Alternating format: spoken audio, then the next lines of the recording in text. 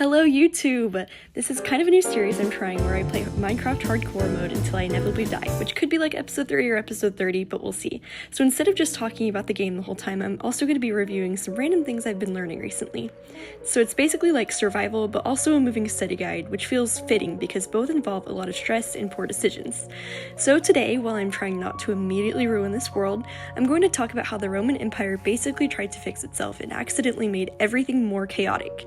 Like, imagine your world is falling apart, economic collapse, plagues, civil wars, and your solution is just, we're gonna have 4 emperors now. That's the tetrarchy, which sounds fake, but it actually worked, for like a minute. So the guy is this Diocletian, and he comes around in about 284 AD when everything is a mess, and he's like, okay, the empire is too big for one person to control, which is fair because it's literally massive. So instead of one emperor, he sets up 2 senior emperors and 2 junior emperors, basically like a group project but with armies. And the idea is that the junior ones would take over smoothly when the seniors retired, like succession planning but Roman, and at first it actually works. This is shocking because nothing in Rome usually works long term, but there's still tension under the surface, especially with religion, because before all this you have emperors like Decius who started the first empire, wide persecution of Christians, like you literally had to prove your sacrifice to the Roman gods or you could be punished. Like imagine needing a receipt to prove your religion. Then weirdly, there's this period of relative peace for Christians around 260 to 300 AD, and the church grows really fast, which becomes important later, but back to the Tetrarchy. Diocletian eventually retires in 305 AD, which is already unusual because emperors do not just step down and the whole system is supposed to keep going smoothly, but instead it immediately starts breaking because no one accounted for one thing. People like power. So now you've got all these figures, Galerius in the east, Constantius in the west, and then their sons who are very much not part of the official plan, including Constantine.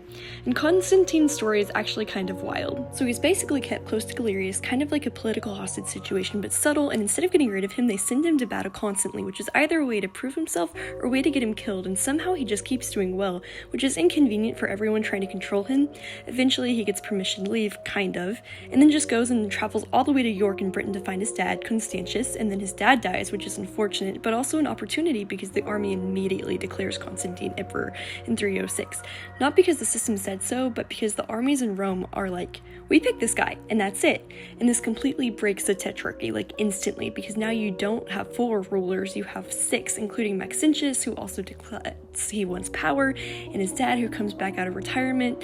So now it's just chaos, and this, honestly, the Roman Empire is the equivalent of everyone ignoring the group project plan and doing their own thing. So Constantine starts consolidating power in the west, and everything kind of builds up to this moment in 312, the Battle of the Milvian Bridge, which is one of those moments which people talk about like it's so legendary. So the story goes that before the battle, Constantine sees a vision like a cross of light in the sky. Then he has a dream that tells him to fight under the symbol of the Christian god, and at this point he's not even fully Christian yet, so this is a big shift. Then he actually puts the symbol on his soldier's shield, which is a bold move if you're not 100% sure. Like imagine going into a fight and being like, I had a dream about this, we're committing. But then he wins decisively, and Maxentius dies in the battle, and Constantine enters Rome as the ruler of the West. And this is where everything changes, because now, instead of persecuting Christians, Constantine starts supporting them. In 313 AD, you get the Edict of Milan, which basically legalizes Christianity, but not just that, it allows religious freedom in general, which is a huge shift from prove your sacrifice or else. So now Christianity goes from persecuted minority to something backed by the emperor, which is a massive change in a very short time. But this also creates new problems because now that Christianity is legal and growing, people start arguing about what it actually means, like deeply. And one of the biggest debates is sparked by Arius, who argues that Jesus is not fully equal to God, the Father, like similar but not the same, which sounds like a small difference, but it becomes a huge deal. This leads to the Council of Nicaea in 325 AD, which is basically the first big meeting of Christian leaders, ecumenical, across the empire, and Constantine is the one who calls it, which is kind of wild because now the emperor is involved in the church theology. They're debating things that get incredibly specific, like the one Greek letter difference, literally one letter, and it determines whether Jesus is the same substance as God God are just similar. From this you get the Nicene Creed, which becomes foundational for Christian belief. Like, this is shaping doctrine that is still existing today. So while all of this is happening, religious change, political chaos, Constantine is also just winning. He eventually defeats Licinius, and by 324 he's the sole emperor of the entire empire, which hasn't happened since before the tetrarchy. So the system that was designed to stabilize everything ends up collapsing, and the one guy that takes it over anyway, which is kind of ironic. Constantine doesn't just rule, he reshapes the empire. He supports the church, builds major churches, shifts power structures, and even founds a new capital, Constantinople, which becomes incredibly important later.